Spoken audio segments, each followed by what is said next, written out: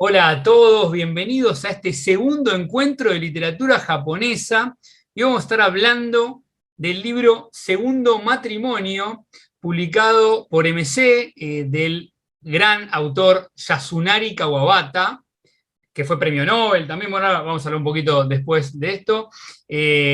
Al final del video vamos a estar anticipando cuál va a ser el tercer título que va a formar parte de la tercera emisión de este curso, ¿no? O este encuentro, o esta serie de encuentros. Voy a estar hablando con mi compañero, escritor y especialista en literatura japonesa, el señor Miguel Sardeña. ¿Cómo estás, Miguel? Mauro, ¿qué tal? ¿Cómo estás? Una alegría continuar con estos encuentros, charlando un poco de libros japoneses, bueno, contemporáneos y no tan contemporáneos, pero que se pueden encontrar por estos días en librerías, que era un poco la idea, ¿no? Que la gente pudiera, el lector interesado pudiera acercarse con cierta facilidad a estos libros y pudiera acompañarnos antes de que salgan estas emisiones y también durante las emisiones, participando en la par nuestra, desde los comentarios, desde el chat, y desde los mensajes después que dejen en el video. Una alegría, la verdad que de paso aprovechamos para agradecerle a la gente que comenta, que participa, que sigue los canales. Bueno, la verdad que las repercusiones que se fueron generando nos encantan. Bueno, los títulos que, de hecho, estamos dándole importancia a los títulos. El Sí. próximo que después vamos a decir también fue elegido por algunas personas que también fueron comentando en los videos. Pero bueno, vamos a hablar un poquito de Segundo Bueno, sin ir Matrimonio. más lejos, sin ir más lejos, Mauro, digámoslo, que Kawabata es posiblemente uno de los autores más queridos acá en Argentina y posiblemente en toda Latinoamérica, y eso se reflejó también en los comentarios. Había mucho entusiasmo porque habláramos de Kawabata, quizás de este libro, pero también intentando expandir un poco el círculo de relaciones hacia otros textos. Eso es algo que notamos de inmediato y que tratamos de dar respuesta desde esta charla. Bueno, vamos a entrar un poquito en el libro.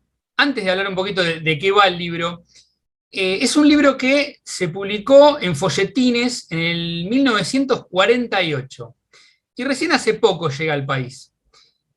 ¿Por qué pensás que se dio de esa manera? Es muy curioso eso. Mira, lo primero que hay que decir es que hay una obra enorme de Kawabata todavía que no ha sido traducida al castellano. Las obras completas de Kawabata, para que te des una idea, Mauro, la última edición de las obras completas, que datan del año 84, consta de 35 volúmenes. Fue editado por Shinchoya en 35 volúmenes de letra apretada y chiquita, Claro, con lo cual te puedes dar una idea de todo lo que nos falta leer de Kawabata. Alguna de esas cosas que nos falta leer de Kawabata existe en otros idiomas occidentales. Ya lo hemos charlado alguna vez que un idioma habitual de transbordo es el inglés, otro es el francés. Es menos habitual el tránsito directo del japonés al español, aunque está empezando a desarrollarse esa práctica y nos gusta que sea así.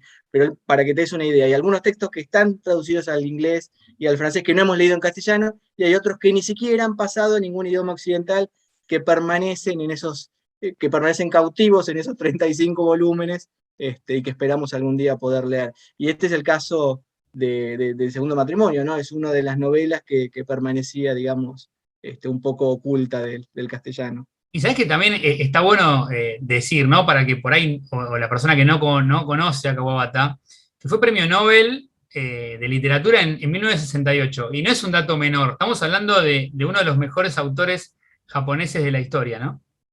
Sí, sí, sí, sí, sí. El primer autor japonés en ganar el premio Nobel, después lo ganaron Oe y hace poquito Ishiguro, pero Kawabata fue el primero. Ya podemos lanzar una primera recomendación a los que estén escuchando. El texto de premiación del Nobel, lo que leyó Kawabata ese día lo consiguen con facilidad por internet. También fue editado en la forma de libro, pero lo consiguen con facilidad ese discurso, lo consiguen en castellano incluso, y es un texto interesantísimo y bellísimo. El texto se titula El bello Japón y yo. El bello Japón y yo, para que se den una idea de dónde se está posicionando Kawabata en relación con la tradición. Bueno, ese es un texto que pueden buscar. Mucho tiempo después, Oe, cuando gana el premio Nobel en el año 94, va a contestar ese discurso del Nobel de Kawabata. Del 68 lo contesta en el 94, ya no va a ser el bello Japón y yo, sino va a ser el ambiguo Japón y yo. Mm. Fíjense ese recorrido que Increíble tiene ese los años recorrido. Kawabata hasta OE. Bueno, van dos recomendaciones inmediatas. Vayan a buscar esos textos que pueden tener un panorama de cómo fue cambiando también la visión de Japón. Ahora, hablando puntualmente del segundo matrimonio, si la gente nos pregunta por qué eligieron el segundo matrimonio, ¿qué dirías? Bueno, como primera cuestión lo elegimos por el autor. Kawabata es un autor que nos gusta mucho. En segundo término, nos gustaba que fuese un texto contemporáneo en cuanto a la publicación a nosotros. Digo, que haya sido publicado en el último año y medio. Eso nos seducía mucho. ¿Qué quiero decir con esto? No se trata de un texto fundamental de Kawabata. Ahora, conforme sigamos avanzando en la charla, vamos a hablar de probablemente textos más importantes de Kawabata. Esto no significa que Segundo Matrimonio sea un texto que vaya a ser despreciado o considerado en una segunda instancia. No, de hecho, Significa que hay conserva la poética, ¿no? La belleza en las todos palabras. los elementos. Eso es lo que excelente, eso es lo que quería decir. Conserva un montón de elementos, un montón de temas y un montón de símbolos que vamos a descubrir en otros libros de Kawabata. Lo que pasa es que Kawabata es un autor con cumbres altísimas, eso es lo que sucede. Pero me parece que el Segundo Matrimonio es un gran texto como un gran texto para disfrutar y como para iniciarse a descubrirlo a Yasunari Kawabata. Tengo la idea de que si comienzan leyendo Segundo Matrimonio, más que quedar saciados, van a quedar con avidez de más. Entonces este libro los va a conducir a otros libros de Kawabata y me parece que eso es algo muy saludable. Está bueno que pase eso. Sí, y bueno, y también las descripciones, ¿no? Son brillantes. Hablando un poquito ya de la historia, hablando dos líneas nada más, Tokiko queda viuda, ella tiene un nene y una nena, pero decide dejárselos al hermano de el marido que muere, ¿no? Y se vuelve a casar. Ahí se da lo de, bueno, abandona la casa, deja a los chicos, ¿no? Con su cuñado o excuñado, y Sí. después de un tiempo tiene un segundo matrimonio. Digo, de ahí viene el nombre, pero a su vez también la hija de ella, que después empieza a frecuentar a ella y a su padrastro, bueno, anuncia un casamiento. Y a partir de ahí empieza a buscar un poquito su pasado, ¿no? A indagar, bueno, ella cuando tiene 3 años muere su padre. Entonces empieza a investigar un poquito por su infancia, la memoria, los recuerdos. Bueno, más allá de qué es lo que Kawabata toca en este texto, también es algo recurrente en su literatura, ¿no? El tema de la Sí, memoria. totalmente, totalmente. El tema de la memoria está presente, pero quería detenerme un poco en ese relato de la trama que hiciste, que está muy bien hecho y muy preciso. Y quería detenerme en eso porque fíjate qué interesante, que la trama a veces es menos importante que cómo se cuenta esa trama. Yo tenía un maestro de escritura creativa que decía así, decía, el qué es el cómo. El qué es el cómo. ¿Qué significa esto? Que la trama que están contando no es tan importante. Lo verdaderamente importante es cómo se está contando esa trama. Y esto que es válido para cualquier obra de literatura, cualquiera que escribamos nosotros y cualquiera que leamos, me parece que es doblemente importante en autores como Kawabata. Entonces, el riesgo que uno corre al contar el argumento de una novela de Kawabata es sentir que no está contando la novela de Kawabata. Fíjate el juego que estoy haciendo. Digo, uno está siendo preciso al contar esa trama y sin embargo hay cierto espíritu, hay cierto corazón de la obra que no logró atrapar en ese resumen. Claro, Esto es lo porque primero que hay que decir. en principio es una historia que si uno la cuenta así como 2 líneas, es sencilla, pero contada de una manera bella. Sí, bueno, es que lo que va a ser fundamental es los símbolos, las imágenes que van a aparecer, el entrecruzamiento con la naturaleza, con los colores, con los olores, con los árboles, con las frutas. Bueno, hay un montón de elementos sensoriales donde se disparan los sentidos, que me parece que eso es constitutivo. De todos modos, fíjate que la trama es sencilla de contar, pero tampoco es tan sencilla, porque también esto es algo que sucede con frecuencia, que hay un entrecruzamiento de las relaciones familiares, Sí. tenemos muertes en el medio, nuevos casamientos, tíos que aparecen, cuidadores, bueno, hay como Sí, siempre está el tema de los despelote. vínculos, todos los problemas que tienen estos vínculos. Volviendo un poquito al tema de la memoria, después vamos a hablar un poquito de las imágenes y tiene que ver con un viaje que se da ahí en tren, que es buenísimo. Bueno, Contá un poquito acerca de esto, ¿no? Del tema de la memoria, que está tan presente en Kawabata. Sí, bueno, la memoria es un tema claramente es un tema constitutivo, es un mojón dentro de la literatura de Kawabata y aparece en este texto. Yo me marqué alguna cosita para leer, como para iniciar la conversación respecto del tema de la memoria. La memoria y su contracara, ¿no? El olvido. Hay un texto, un cuento bellísimo de Kawabata que salió publicado en el libro Primera nieve en el monte Fuji. Es un libro que van a conseguir con cierta facilidad. Hay un cuento ahí que se llama Un pueblo llamado Yumiura. Un pueblo llamado Yumiura. Lo traigo a colación, Mauro, porque me parece que es el mejor ejemplo para pensar en la memoria para Kawabata. ¿Qué es lo que sucede en este cuento? Contado en 2 líneas. Ya saben ustedes, como les acabo de decir, que el tema de un cuento es menos importante que el efecto verdadero que les va a producir a ustedes al leerlo, pero no importa, sigamos adelante porque de algún modo hay que introducirlos en esa historia. ¿Qué sucede en ese pueblo? Bueno, hay un grupo de señores reunidos, el anfitrión creo que era un anciano, por lo menos era una persona mayor, en un momento tocan al timbre en su casa, y él cuando abre la puerta y aparece una mujer en el umbral. Y esta mujer, que él no consigue recordar, no sabe quién es esta mujer, le dice ¿a quién vienes a buscar? ¿Quién sos? Y la mujer le recuerda que ese hombre le había propuesto casamiento en Yumiura hacía muchos años. Fíjate qué curioso, ese hombre no podía recordar que Claro. le había propuesto casamiento a una mujer hermosa hacía 10 o 15 años en un pueblo llamado Yumiura. Y la reflexión del cuento es si existe esa posibilidad, que uno no consiga recordar un Claro. evento de esa importancia. ¿Existe una felicidad tal que nos permita no olvidar aquellos sucesos importantes? Dicen Bueno, que ese es el disparador del cuento. bueno, y en este caso lo que se da está muy presente es lo de Fusako, la hija de la protagonista, eh, que bueno, empieza a hurgar un poquito, ¿no? En la infancia, a preguntar. Claro. Sí, por eso iba a introducir ahora una lectura, dejado como un gran título, ese cuento que funciona como un gran título para pensar la memoria en Kawabata, esto de un pueblo llamado Yumiura. Volvemos entonces al segundo matrimonio. Y el fragmento que quería leer, Mauro, fíjate, por esto te decía que hay un juego de espejos en segundo matrimonio, y no es tan fácil contar el argumento, porque es como vos decís, esta chica que está por casarse decide hurgar en el matrimonio de su madre, ¿sí? Sí. Bueno, pero tiene detrás, su madre se casó por segunda vez, no es el segundo matrimonio de su madre. Quiere hurgar en ese nuevo matrimonio, pero también está mirando hacia atrás, está mirando hacia el pasado, por eso miro sobre mi hombro, hacia el matrimonio anterior que dejó su madre, con su padre verdadero, con su padre Exacto. biológico, que murió de tuberculosis. Entonces, por eso hay un doble juego de espejos, porque está su madre que se casó por segunda vez y está el recuerdo de su padre, que ella acaba de descubrir también ese pasado a partir de cierto diario. Y este es el fragmento que quiero leer. Dice: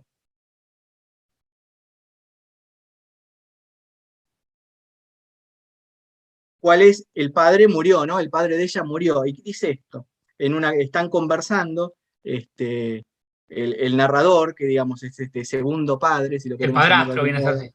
el padrastro, exacto, dice: después de unos instantes de vacilación, Tokiko me dijo con voz temblorosa: no sé si puede considerarse una disposición testamentaria, pero me pidió que viviera mucho.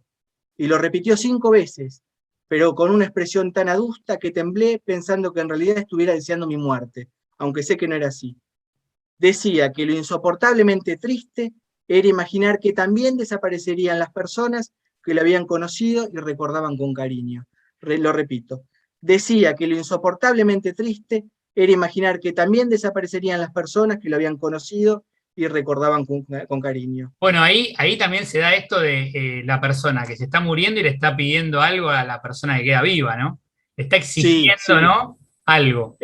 Está exigiendo el recuerdo. No Exacto. solo está Que no exigiendo se algo, sino que olviden. está exigiendo, Claro, no se olviden de mí. claro. Y dice así: ¿qué derecho tiene el que está por morir a demandarle recuerdos al que queda vivo?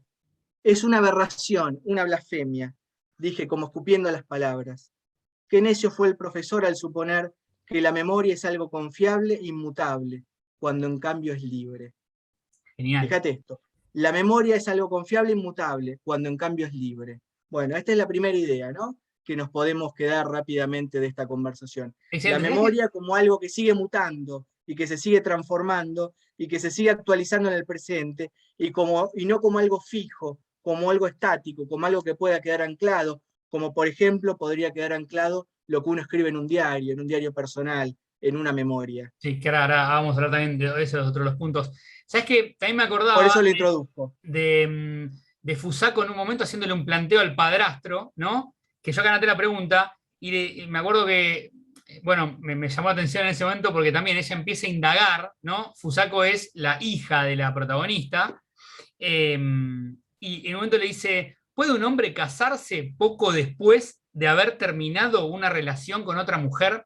Son como temas, ¿no? Que ella empieza a hurgar también en esos temas, Sí, sin sí, comprender sí, mucho, ¿no? Esto de los casamientos, de casarse tan rápido con otra persona, del sí, sí. Por enamorarse y eso enamorarse rápido. es genial eso, Mauro. Sí, por eso hablaba, y apenas lo esbocé, porque hay un montón de hilos donde uno podría tirar y elegir varios caminos diferentes, ¿no? Pero hablaba de un camino de espejos. Hablamos de dos matrimonios. ¿Por qué son dos matrimonios? Su madre se casó por segunda vez, ¿sí? Pero el padre de ella también se había casado antes, y eso Exacto. es lo que descubre la chica a partir de revisar los diarios. Y se casó por segunda vez en circunstancias extrañísimas, cuando ya estaba enfermo de tuberculosis, cuando estaba a punto de morir. Bueno, la tuberculosis también es un tema recurrente y bastante importante en la literatura y en la vida de Kawabata. Pero fíjate qué curioso esto también, ¿no? Pensar una persona que se casa por segunda vez cuando se separó porque ya empezó a despuntar la enfermedad y aún estando enfermo se casa sin Claro. haberse olvidado de la mujer anterior, todavía amándola, pero cuando ya no pueden continuar adelante, producto de esa enfermedad, se casa y finalmente va a morir, ¿no? Porque, digamos, ese es el destino. Bueno, esto que decís de la tuberculosis que está presente en la literatura de Kawabata, también está presente a lo que dijiste, me diste el pie perfecto, el tema de los diarios personales. Contá un poquito de eso.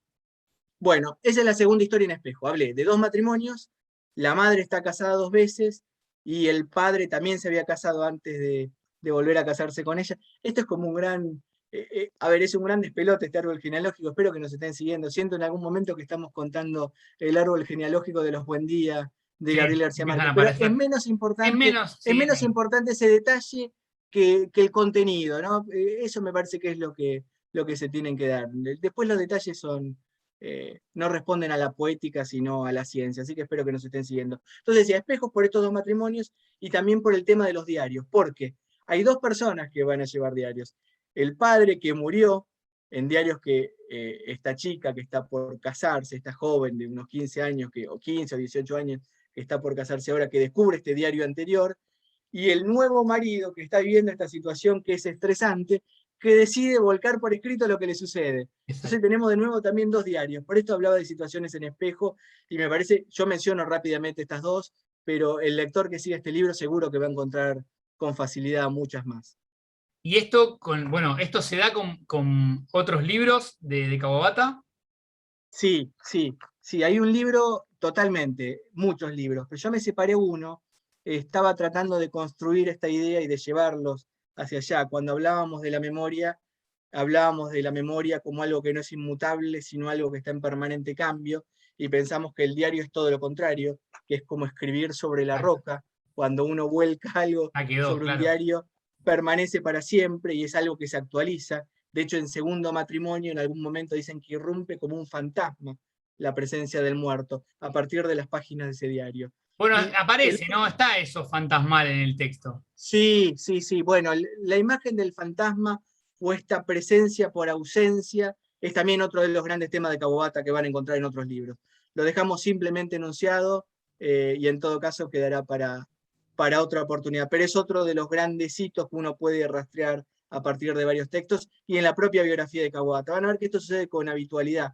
No nos interesa hacer una lectura biograficista de Kawabata, eso estaría mal. No leemos sus libros pensando en su biografía, pero hay algunos elementos que uno puede rastrear con facilidad, claro que después van a aparecer deformados por la ficción. Y este de pensar la muerte como una presencia, como una entidad corpórea, algo que se puede palpar, bueno, es interesante. Es que mientras charlamos, ¿no? Estaba pensando, fíjate que es una novel, se puede decir una novel, es una novela corta, y todos los Sí, temas, ¿no? Que dispara esta novela, o sea, digo, no deja de ser un libro que recomendamos mucho. Obviamente también es una manera de entrar a Kawabata, Sí, pero todos los puntos que dispara una novela corta, ¿no? Con todo sí. lo que se van a encontrar. Sí, es genial esto que decís. Es una novela densa en el sentido de que dispara un montón de temas y un Sí, montón de simbologías, y a la vez es una novela que se lee de una sentada. La sí, pueden leer con mucha facilidad, tiene mucho diálogo. La estética de Kawabata es una estética de la velocidad, es una estética de lo cinematográfico, es una estética de lo visual, con lo sí. cual la van a disfrutar mucho.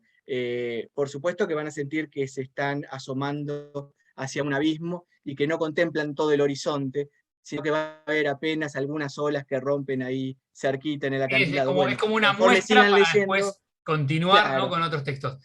Ahí tenés Y algo para volver a separado. este, sí, y déjame decir esto, ¿y por qué estamos hablando del segundo matrimonio? Quería ser claro en esto, por si no quedaba claro. Estamos charlando de ese libro porque lo estamos recomendando, desde luego. Todos los libros que Exactamente, forman parte de estos encuentros son una exactamente. recomendación modesta y personal, Sí, tamizada por nuestros propios gustos, pero que creemos que les pueden, es muy que bueno los esto que podemos decís, contactar. ¿no? Porque digo, la realidad es que hay mucho para elegir y elegimos libros que nos gustan. Eso es fundamental, pero está bueno aclararlo.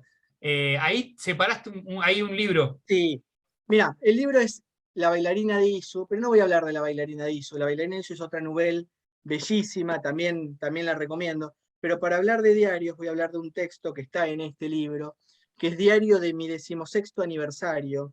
Acá lo tradujeron como Diario de mi 16º año, que es uno de los primeros textos que escribió, o primeros cuentos, podemos llamarlo cuentos, que escribió Kawabata, y es un largo diario. No es un largo diario, son apenas 30 páginas, 35 páginas, que cubren un par de días entre un par de días de mayo, 15 días cubren aproximadamente, de los 27, de los 16 años de Kawabata, diario de mi 16º aniversario. Y lo interesante es que Kawabata está contando los últimos minutos de vida de su abuelo. Murió su padre, murió su madre, ambos murieron de tuberculosis, murió su abuela, esos fueron los que se sucedieron en la crianza de Kawabata, vio morir uno a uno a cada uno de ellos, murió su hermana también, su abuelo ciego es el que se encarga de cuidarlo, y el pequeño Kawabata percibe que ya está en las últimas, y se dedica a escribir un libro con los últimos días de su abuelo ciego, porque quiere inmortalizar ese recuerdo, quiere conservarlo para siempre. Tiene miedo de perder la memoria de su abuelo. Entonces lo que Sí. decide es escribir y contar esos últimos momentos. Fíjate que es esto que veníamos Bueno, hablando. esto que dijiste antes, que es tal cual, ¿no? Uno escribe en un diario y es como tallar una roca. Sí, sí, ahora vamos a ver eso. En principio es como tallar una roca, pero lo estamos trayendo porque estamos hablando de Kawabata, y Kawabata no va por los senderos Exacto. habituales, sino que en todo caso va por el sendero habitual para desarmarlo, ¿no? El libro comienza con una nota del autor, y dice, fíjate lo que dice la aclaración. Aquello que está escrito entre corchetes son las explicaciones que añadí cuando tenía 27 años. Entonces ya tenemos el libro que escribió a los 16 años y tengo entre corchetes el agregado de sus 27 años. Claro. Así me llega el libro. Además, sobre el final, hay dos agregados que lo llaman consideraciones finales. Déjame leer un fragmento de estas consideraciones finales. Dame un segundito.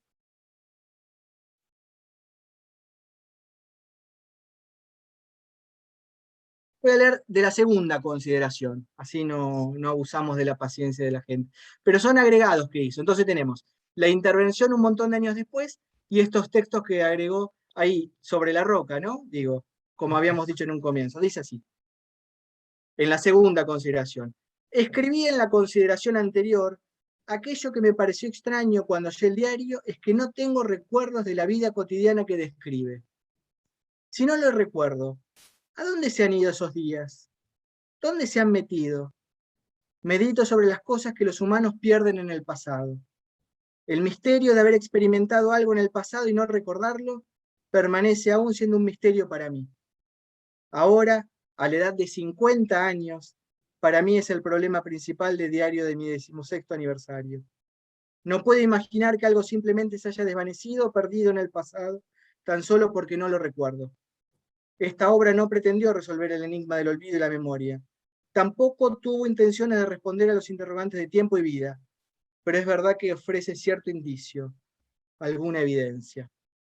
Bueno, Muy bueno, y continúa, pero este es también un poco, es un libro que se consigue, está bueno si después quieren. sí, sí, para mí es un texto iluminador. ¿Por qué lo traigo para pensar los diarios? Porque fíjate las distintas intervenciones que tuvo a lo largo del tiempo. Esta escritura a los 16 años, otra escritura a los 20 y pico, como les contaba, y otra a los 50. Fíjate que ese diario se siguió escribiendo y se siguió reformulando.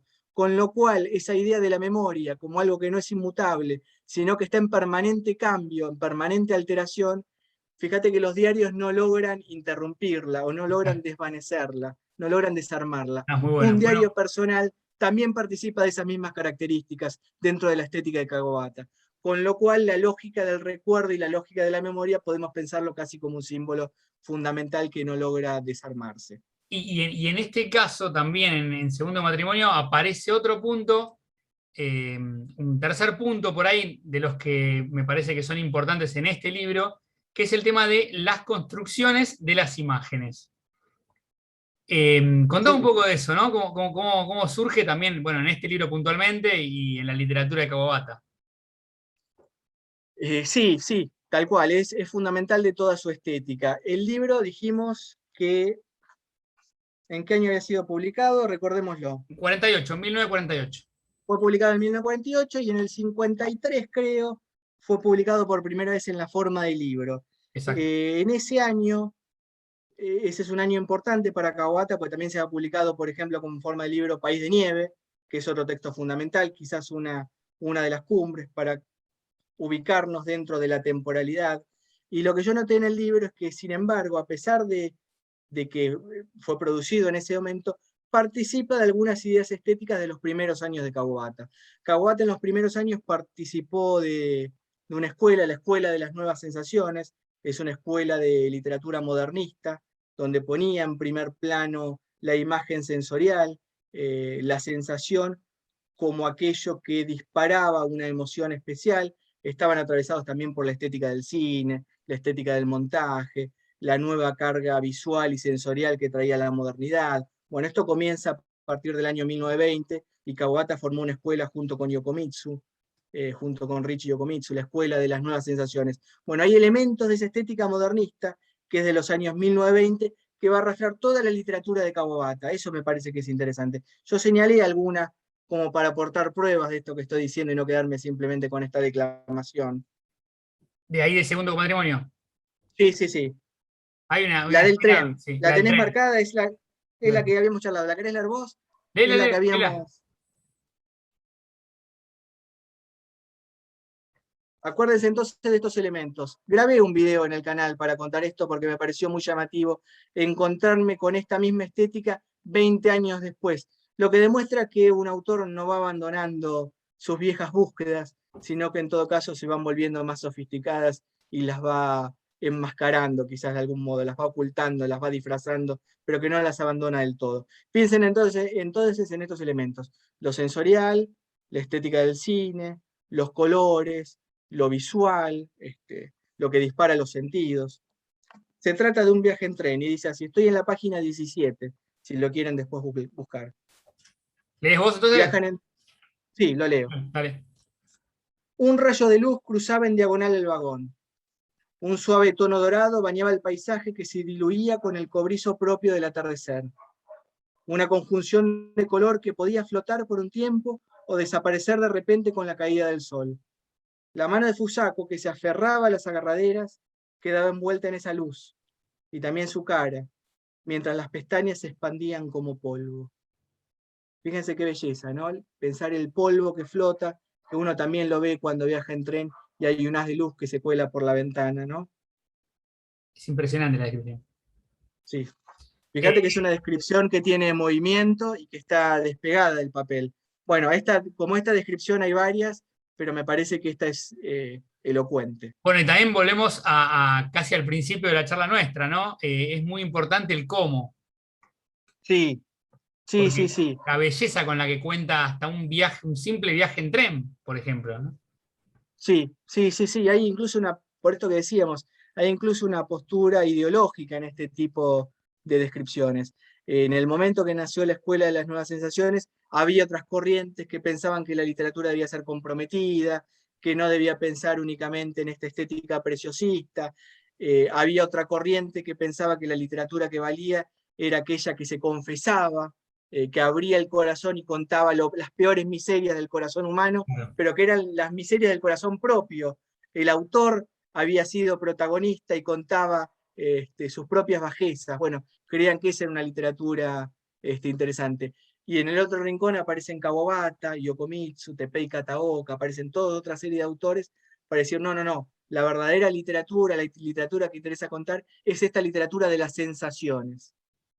Y bueno, ahora ya volvemos a mostrar el libro, ¿no? Que bueno, la gente lo puede conseguir, Segundo Matrimonio. Si todavía no lo leyeron, bueno, búsquenlo, es muy recomendable. Vamos a suponer que alguien ya leyó el libro y dice, bueno, ¿cómo sigo? ¿Con qué libro sigo? Siempre hablando de Kawabata, ¿no? Sí, sí, qué difícil. Este, Imaginaba que venía esta pregunta, pero siempre es una respuesta difícil. La sensación que tengo yo, me la han hecho muchas veces esta pregunta, y la sensación que tengo es que siempre respondo de manera diferente, lo cual no implica que esté mintiendo o no implica que esté eludiendo la pregunta. Creo que los caminos son diversos y van variando del modo que variamos nosotros también, o que crecemos nosotros también. Creo que País de Nieve es una gran posibilidad. Fíjate algo muy curioso también, esto no lo dijimos, porque no hablamos del traductor de este libro. Segundo Matrimonio fue traducido por Amalia Sato y Mami Goda, que hicieron una traducción directa del japonés. Grandes traductoras, es una traducción muy bella, que fluye, les va a resultar muy agradable. País de Nieve, el otro libro que les estoy recomendando, tiene una traducción de Juan Forn. Bueno, no necesito hablarles de Juan Forn, es una traducción del inglés, desde luego, pero es una traducción canónica. No imagino que vayan a traducir de nuevo País de Nieve para hacer una traducción directa del japonés.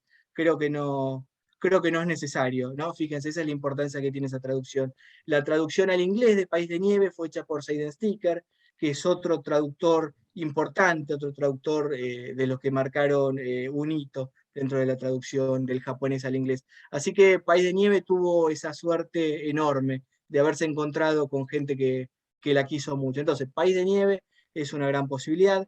Kyoto es otro libro que me gusta mucho. A ver si lo tengo por acá. Lo tenía por acá, Kyoto. Sí, lo tengo por acá. Kyoto es otro libro que es una posibilidad. ¿Qué se van a encontrar con Kyoto? Se van a encontrar todos los festivales de Kyoto. Kyoto es la antigua capital. Kyoto, a diferencia de Tokio, se percibe con mayor nitidez el cruce, la tensión, ¿no? Entre tradición y modernidad. ¿Qué es lo que va a contar Kawabata ahí? Todo el recorrido por los festivales tradicionales. El de Yonkobu, por supuesto, que es el Matsuri principal, pero muchos otros festivales. Van a sentir que la naturaleza explota, lo van a disfrutar mucho. Bueno, ahí tienen dos Algunos, títulos, Kioto y País de Nieve, que bueno, se consiguen acá en bueno, Argentina. Miguel, sí, y los mencionados, ¿no? Y los mencionados. La sí, bailarina de Isu, diario de mi 16º aniversario y primera nieve en el Monte Fuji. Creo que con eso tienen como para entretenerse un rato largo. Déjenme en los comentarios si los han leído, Mauro, así participamos de la charla, si tienen alguna otra preferencia, qué opinan de esto, qué opinan de este recorrido que estamos proponiendo como para meterse dentro del universo de Kawabata. bueno, ahora quiero tocarte un punto que me parece muy interesante, que por ahí algunas personas no lo conocen y bueno, me pareció oportuno tratarlo en este video. Kawabata era el maestro de Mishima. Mishima era uno de los autores más importantes de Japón, ¿no? Sí. Y digamos, quería preguntarte, ¿por qué pensás que se dio esto así, ¿no? Digamos, un autor consagrado teniendo de maestro también a otro autor consagrado. ¿Y qué se puede leer de Mishima? Sí, mira, estás agregando un nuevo libro, lo voy a sumar. En ese recorrido tienen la correspondencia de Kawabata y de Mishima. Es muy interesante. Es muy interesante si la leen. Estoy pegando un largo rodeo para responderte, Mauro, así vamos hacia ese lugar, casi como haría un japonés, en lugar de dar una respuesta Y sabés que directa y tajante. te agregaría Este es un preguntas, libro, ¿no? Así, del mismo tema. Digo, eran autores muy diferentes. sí, totalmente, totalmente, pero eran autores excelentes, eran autores, bueno, eso, eran autores que rompían el molde, eran autores únicos. Tenemos dos autores únicos en una misma generación, en un mismo tiempo. Al revés, yo diría, hubiera sido raro que no se llevaran bien, hubiera sido raro que no se Claro. conocieran. Mira, una de las cosas que yo noto con Kawabata, a partir del trabajo que estamos haciendo en la editorial, en También el Caracol, es cómo, y a partir de la investigación que estamos desarrollando, porque la literatura de ese tiempo, la primera mitad del siglo XX es la literatura que más nos interesa, la que más nos gusta.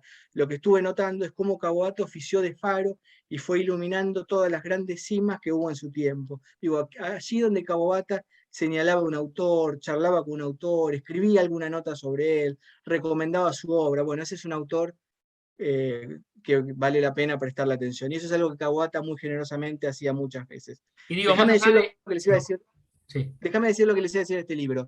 Lo recomiendo mucho, pero tienen que saber que se están acercando a la correspondencia de dos autores japoneses, entonces se van a tratar con mucho respeto, Claro. con cierta distancia, palabras dichas a medio camino, no hay nada altisonante, no hay nada grandilocuente. Si están buscando alguna cita imponente para poder referirse, bueno, les va a costar, ¿no? Lo que van a encontrar es intimidad y cotidianeidad, pero con el pudor que se tienen dos caballeros, ¿no? Pienso también, digamos, bueno, esto ya no es tan válido, después del diario de Bioy, en la amistad que tenían Borges y Bioy, donde había temas que no se conversaban, bueno, podemos pensarlo en esos términos también. Y Pero puntualmente, muy de recomendable. Mishima, ¿qué recomendás de Mishima? De Mishima, bueno, recomiendo. Se me ocurre el cuento Patriotismo. Ese me parece que es un cuento que les puede servir como una gran puerta de entrada y pensándolo casi como un opuesto a Kawabata, este preciosismo que estamos hablando en Kawabata, esta ausencia, esto de lo sugerido, esto este, de la belleza de las estaciones. Bueno, esto no lo vamos a encontrar en Mishima. En Mishima vamos a leer algunos cuentos donde vamos a sentir que la sangre nos salpica la cara y vamos a quedar manchados. Bueno, esto es lo que pasa con Patriotismo. Patriotismo es la historia, muy rápidamente, de un seppuku, ese suicidio ritual que consiste en clavarse el, el sable corto, el wakizashi en el vientre. Bueno, es una descripción de ese suicidio que es también la muerte que tuvo el propio Mishima. Pero bueno, Bueno, ahí esa me es una diste un puerta de pie, entrada. ¿no? Porque tanto Kawabata como Mishima se suicidaron. ¿Por qué Y pensás, ¿no? Si es que, bueno, sos un experto en la materia, ¿no? De literatura japonesa, ¿por qué pensás que está tan presente el tema del suicidio en algunos escritores japoneses?